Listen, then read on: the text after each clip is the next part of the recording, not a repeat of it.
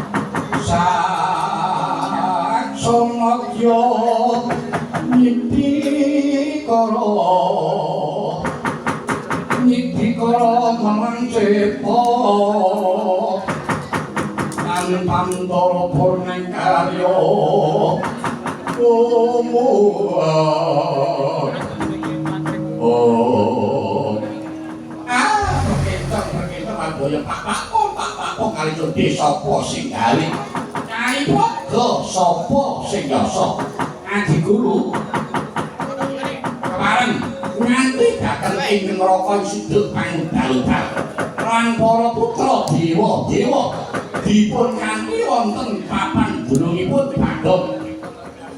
Nika wonten gatos sing kasut kados pundi Adi Guru. Senajan putrapun penyanyian ugi swadeng jauh Rama Pulun. Najan putrapun Indra ugi swadeng jauh Rama Pulun. Kula nggih ngagem jauh Pulun. Niki kok janur gunung Kadingaren. Diwa-diwa padha diirit lumarat wonten ing pedukuhane Bagong iki jane wonten apa Pulun. Enggak paring dawuh Adi Guru. Kakang Narada nggih. Marmane ulun tedah gunyang Majapada. Mrepeki yaning Bagong kala nalika semanten nampi dawuh timbalanipun Kakang Semar Bajraya. Lumantar pameling dene suraosipun Bagong kalengganika gadah kekayuhan badhe bangun desa. Nanging wonten syarat lan saranipun Kakang. Lajeng syarat lan saranipun napa dene Bagong kok badhe bangun desa? Bagong nyuwun supados kula maringaken wujudipun pelempar tangga jiwa lan jambu dipa nirmala. Monggo menika daharanipun para dewa ing kayangan. Lajeng keparingipun Adi Guru maringaken apa boten? Dereng Kakang. Dereng dos pundi? Dereng. Nanging perkawis menika manah saged kula kangge pancatan anggen kula badhe ngendhi dhateng Kakang Semar. Lho, anggen malah kangge pancatan ngendhi Kakang Semar pripun? Nggih. Kangge pancatan anggen kula badhe ngendhi panguwasanipun Kakang Semar pramila. Kula badhe minangkani panyunipun Bathara nanging sawanipun Kakang Semar kedah nyembah dhateng ulun. Lho mangke kok sranane Kakang Semar kedah nyembah dhateng Adi Guru. Krana Semar menika nuntun dhateng titah supados sami ngliwat anggenipun sami nyembah dhateng ulun. Ingkang dipun kesaken Adi Guru dos pundi? Kok lajeng wonten pangandikan bilih titah tiyang menika sami ngliwat ngawur dhateng panembahipun. Kakang sesembahan jagat kaya menika namung dhateng Bathara Guru boten wonten sanesipun. Lho sik Adi Guru.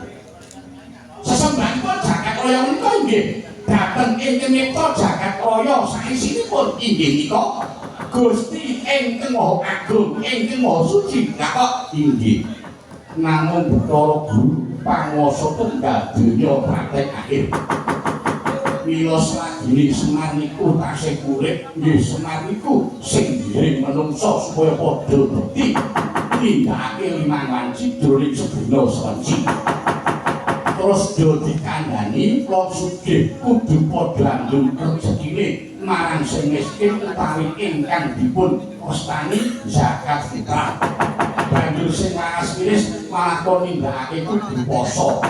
Lah mekaten menika intinipun namung ngiring manungsa supados sami nyembah marang Pangeran.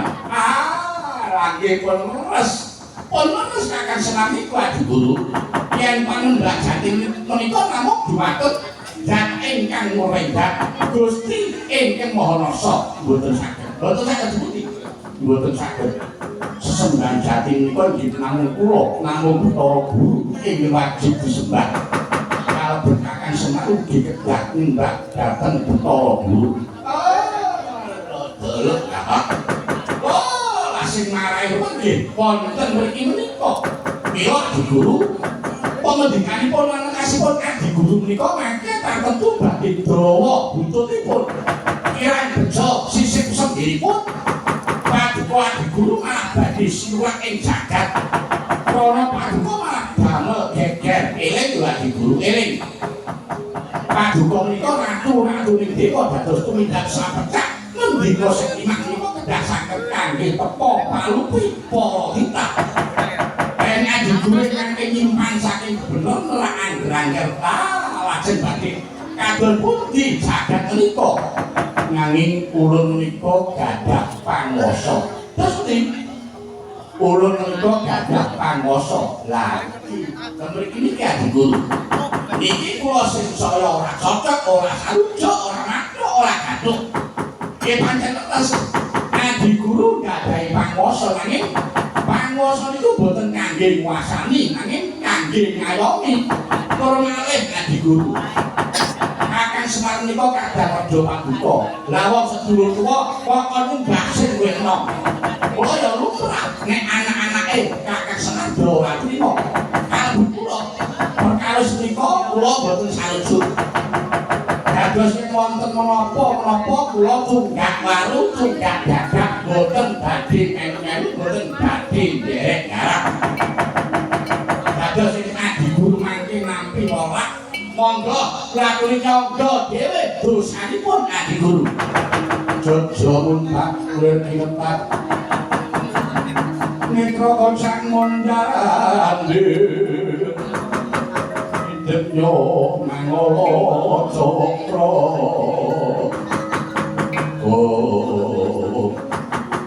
Kata-kata pemendikanipun Kakang Raja menika malah namung ngina kalih ulun ya Bathara Guru.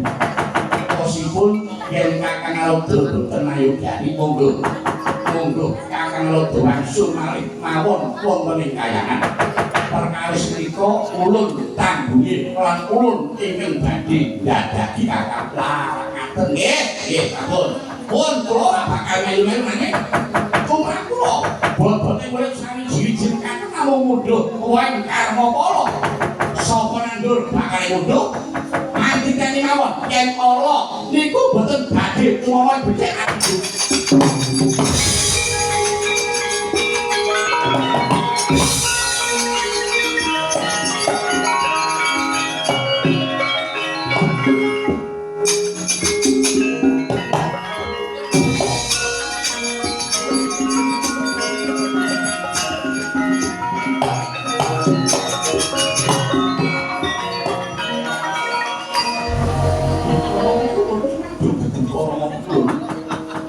Lah kok dados wong pukul karo do lajeng lintar cacahipun kondur malih wong ning kayangan wis buya dadi ngopo dewa-dewa kurang nganggo naroda buya dadi ngopo wong kakang naroda niku senengane nek ngembang yo capi gunung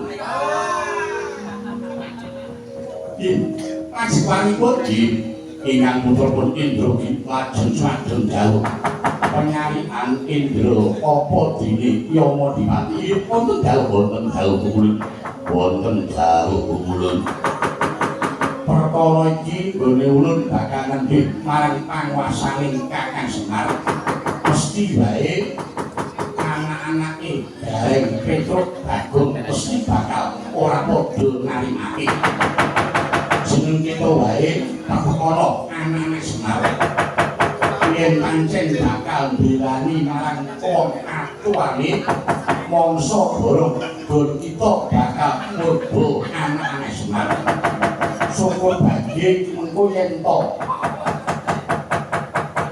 Kakang Semar malah banjur dibrengket digomunggah ning kayangan banjur cemplungke ing kawah Candra Dimuka boten aku rasaken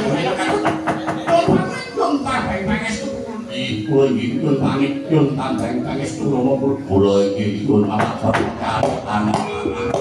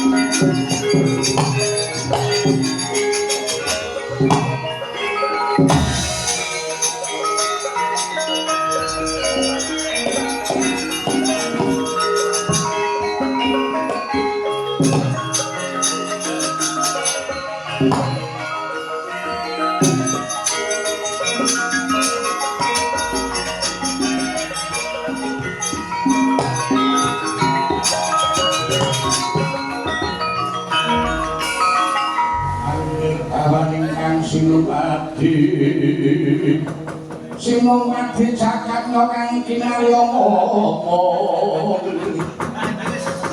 ngomong sarira tunggal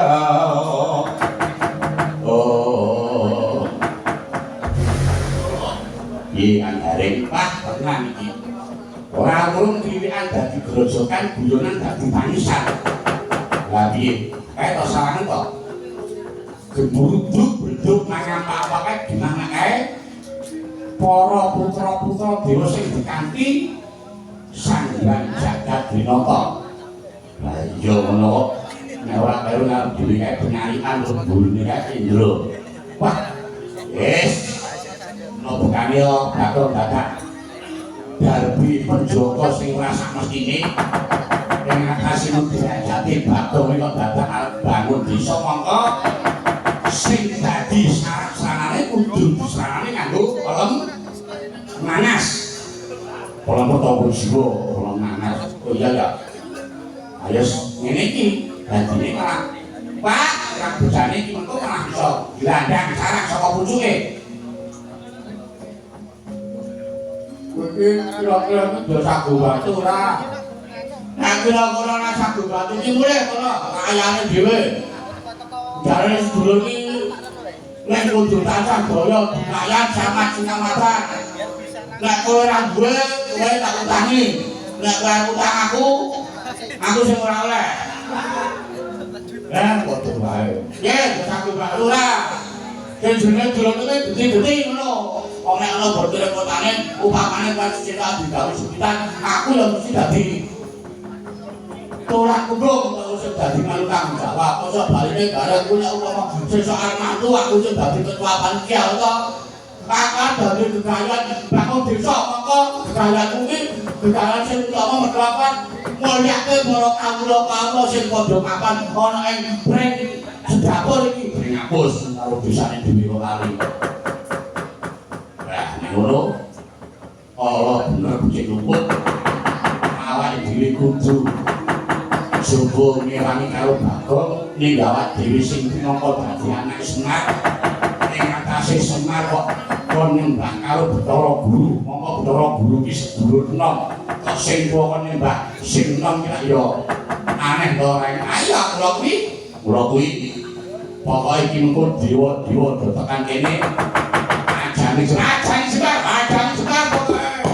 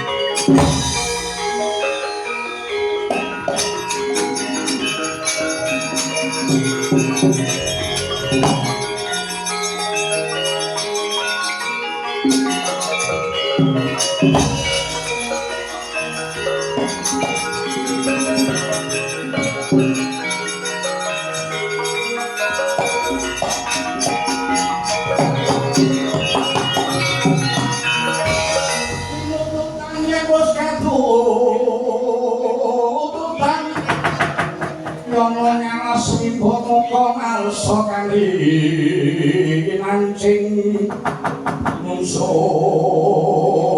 padha prawira sudira prawireng jurit ora kut nyalogara nanggono magalya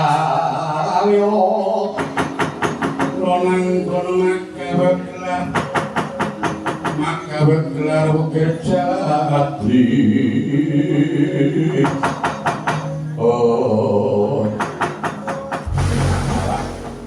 orang itu udayangan bapak jebul tenan anak-anak Siwa Semar nawa gareng Petro Bagong nitik saka praupane genakna iki padha ora naringake najan mengko iki kudu praitna waspada aja disepeleke nadane wujuding Purakawan bulan penyanyian kula ngaturaken sumangga ingkang abdi pumulun Dorendra kula ngaturaken sembah pangabekti pumulun Nyamodipati kula ngaturaken sembah pangabekti nara gareng tak tampa yo tak tampa nara gareng kula ngaturaken sugeng nggih pumulun penyanyian kalih pumulun Indra menapa dene pumulun Nyamodipati Petro tak tampa ya Petro tak tampa nek ngaturke sembah gak tapi ngaturke sembah dadi musuh ora yo dadi musuh nyata jagane jebal kok nyate menengke ya meneng pisan ngono gawe kok dadi kowe menggak apa sing dadi lakulun nggih kula ngertos menawi paduka pukulun wonten mriki menika jaragan nampi dawuhipun pukulun Bathara Guru supados namung badhe blengket dhateng Rama Semar Badraya inggih napa mboten piye namung badhe blengket utawi bondo dhateng kakekne Semar dadi dipun betok wonten ing kayangan yo ora tedhi kaliyan pancen dasar koyo mangkono lho kowe sumikira aku bakal saged jagung dalam Siwa Semar Badralaya. Rene Siwa Semar iki dianggep ngendih panguasane kumul Bathara Guru iki bakal bondo tangane. Tak kenco sithik bakal gomunggah ana ing kayaan Jundring Saloka tumuli bakal cemplung ning kawah Candra Dimuka. Mingis-mingis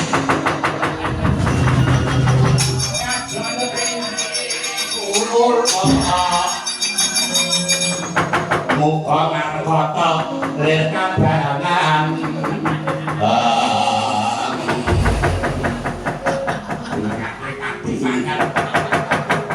apa dikira anake lanang nala gareng apa mungsuh dewa-dewa apa dikira nala gareng wedi ngono piye lah kok dadi kami ngadeg marang kadang yo ben ngatiri sakadane jebar sampeyan arep ngajak semane bapakku anake sing ora trimo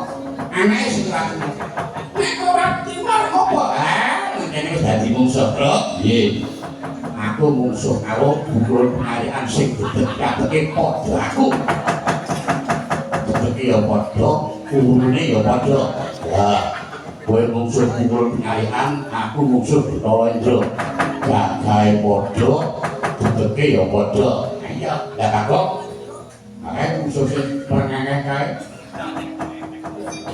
Alon-alon kok ada masuk nang tahu klebon apa ya? Terus kenali kocok lipat dadi rada bulet. Nggak boleh dilake sih, Bu. Ayo, kowe pokoke nyata lek diri ngajak jemya, kowe musuh para penyarian, aku musuh. Ya mau dipayo maju ayo lakon kadang gini aku ayo bentuke musuh ayo kowe bakal musuh karo aku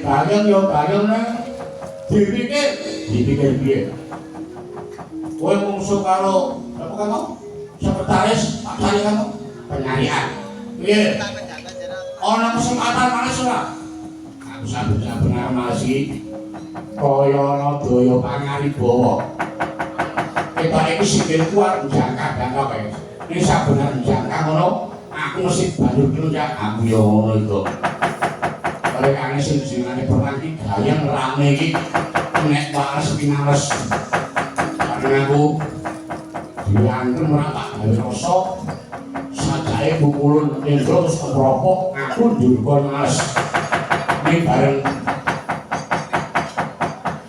tak laris kaya gareng iki saben-saben aku males wah ngerti-ngerti kok aku terus lumpruk kaya tanpa daya ngadeg meneh arep males tanganku saben arep nyampluk ngono ora tekan gone njur aku kuwati bo meneh aku yo ngono saben-saben iki ada kami sikilku ora tekan-tekan kae nang ngene iki piye yo ngene iki sudah maka yang bener sing dikandake iki terus sing jenengane bener iki nek iso ya waras minaras nang ngene iki ora imbang ora adil ora iki terus kudu guys tenang wae mar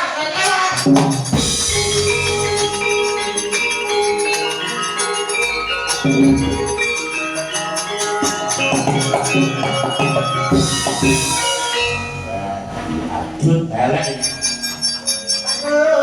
ora kena kesempatan padha udut sambang lekas meneh ana ngopo duduk arep jedeg piye ora jedeg piye tenan iki dewa-dewa kuwi do tekan kene mungsuh karo dewa-dewa ah piye garek mungsuh karo Pak Carik Petro mungsuh karo Bathara Indra aku mungsuh karo Yamadipati ning gumune iki lho gumun iki saben-saben arep ares ki ora tekan gone saben-saben arep dakar sikile tiba saben arep ngantil ora tekan gone piye Pak iso manis ki piye carane ana carane tak kandhani carane priye Pak nggih carane pripun Pak ngene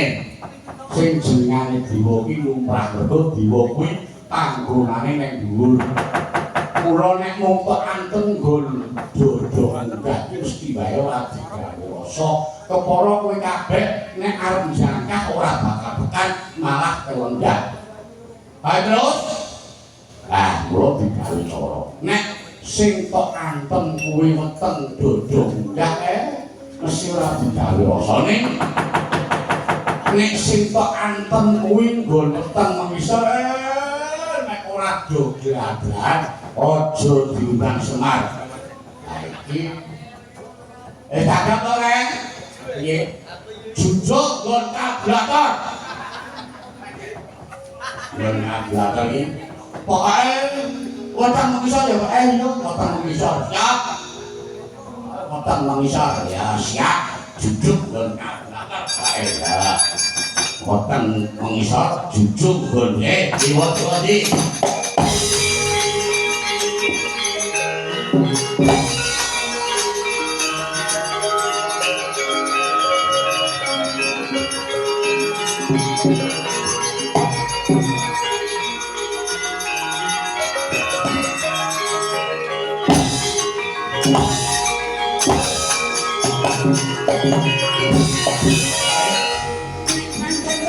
Ayo mara daging warsen betara penyarian aja wae kena gawe aja wae pancen padha lanane tenan iki kok tenan iki nek kula pun niat malas tenan ning mangke sampeyan wirangan aja dicucuk lara gareng ya mara daging warsen monggo ora bakal nolo gareng iso males karo betara penyarian akan wae saben-saben males karo penyarian kok mesti banjur kelenggak ora tau nek niki mangke benten beda piye benten mergo niki mangke sing kula jujuk boten dhuwur ning sing kula jujuk kengis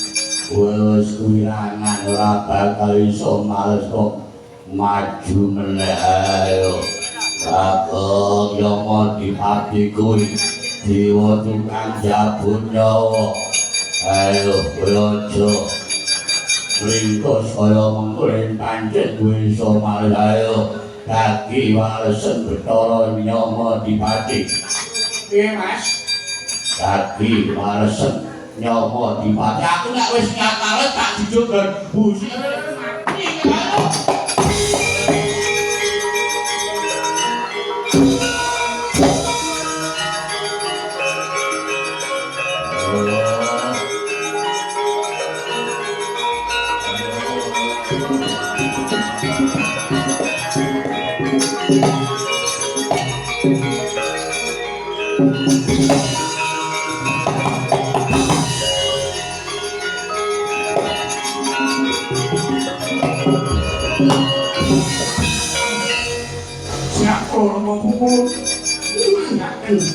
kula rusak kalian para kula kawan malah dipun damel mirang kados ngaten napa napa mboten niku lah sakitipun kados mekaten menika ya banjurane nggih badhe pados sabun rumiyin nggih kok ya ngerti-ngertine jujuk ganisor aduh Romo kumulun aduh menika kados pundi ing atase namung dipun waras ingkang mriki niki malah sepojo awak kula dados gumeter kados ngaten nyemanggaken aduh yo lagi aku iso dengket aduh ayo mati aduh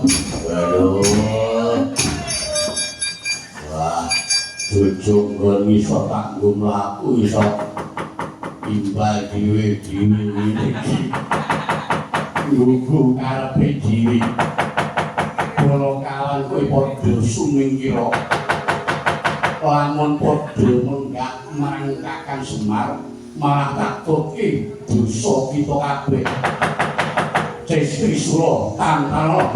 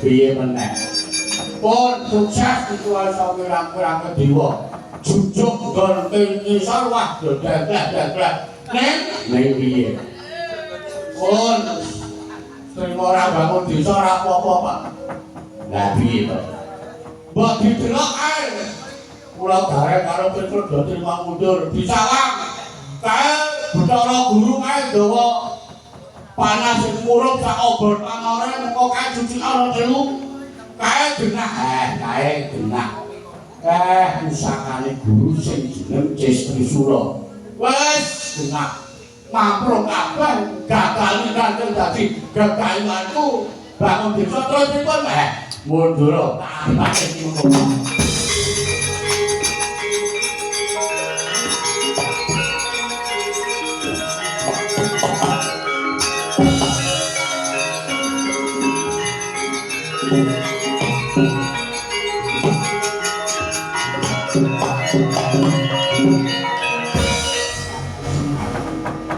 nuwun sewu yen saiki tak jabel masaku lan pancen kabeh wis tak dadaki iki aku wis ngasta pusaka Trisula iya Guru kowe saiki ngadepi marang aku nggawa Trisula pancen ngono aku ora wedi ngadepi ambok yo tok pamake malah bakal tak ungalke dadaku ning mbok yo dipikir nek kowe arep mateni Semar kok nek Mercapada ya nek Semar kok tamani Trisula itu tumekani pati nek ora apa ora malah barang wirang wengi apa ora kuceng asmamu Bathara Guru wis to aku arep mbok kapake aku arep mbok jululuh aku anane mandut ning mbok aja ning Mercapada sing mbok ngarepake piye Kakang Semar wis to baru tadi saiki pusakamu Trisula kuwi sarunga dhisik tak jak rebutan apik-apik Guru ingkang sinung wadi jagatna kang kinarya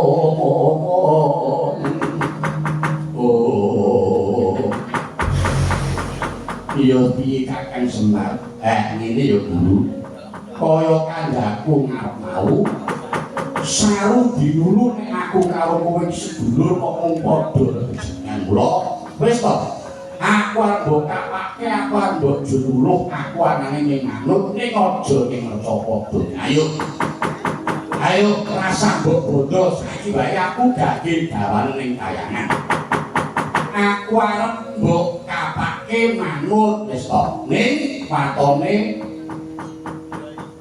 sing dadi gegawane Bagong kudu makon lho kuwi nggone kepengin bangun desa waton kowe mengko gelem menehi Bagong ya kuwi wujude lemper tangga jiwa lan wujude jambu dipa nirmala Semar arep mbok jululuh arep tok kepiye wae anane Semar mung manut